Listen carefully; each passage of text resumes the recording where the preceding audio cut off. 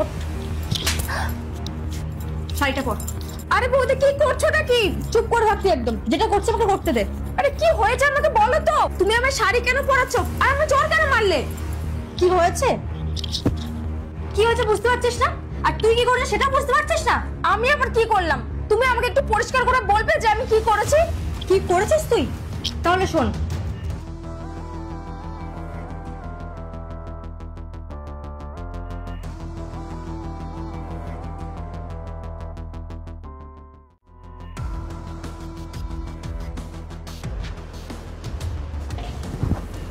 আরে কি করছিস তুই?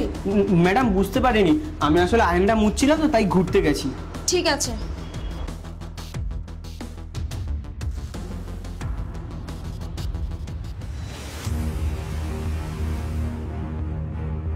আরে কি করছিস রে তুই? আরে না না ম্যাডাম, আমি ঘর মুছছি তো তাই আপনার পাটা সরাচ্ছিলাম। নে মোচ। না, রামু অনেক বাড়াবাড়ি করছে, ওর একটা ব্যবস্থা আমাকে করতেই হবে। কি বলছো বৌদি?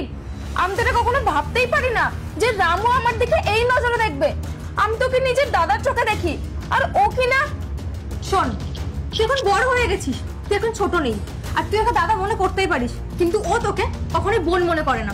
আরে ও তোর দিকে খারাপ নজরে দেখে।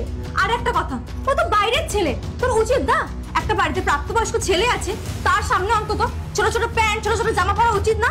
আর সেটা তোর মাথাতে থাকা উচিত। আর তুই বড় হয়ে গেছিস, এখন শরীর দেখানো মানে সব ছেলেরাই খারাপ নজরেই দেখবে, কেউ ভালো নজরে দেখবে না। হ্যাঁ বৌদি, কথাটা তুমি ঠিকই বলেছো। আসলে আমি না কখনো এরকম ভাবে ভেবে দেখিনি, কারণ আমি তো রামুকে ওই চোখে দেখি না।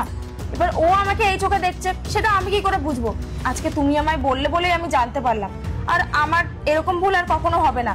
ও যখন বাড়িতে থাকবে না তখন আমি শর্ট ড্রেস পরে থাকবো, ঠিক আছে?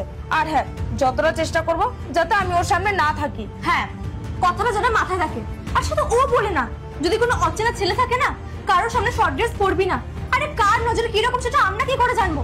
আজ তুই ভাব, আমরা যদি বাড়িতে কেউ না থাকি আর রামু যদি তোর সঙ্গে কিছু একটা করে বসে, তখন আমরা কাকে ধরবো? ও তো কিছু করে চলে যাবে, আমরা কাকে কি বলবো? তুই বা কি করে মুখ দেখাবি সবাইকে?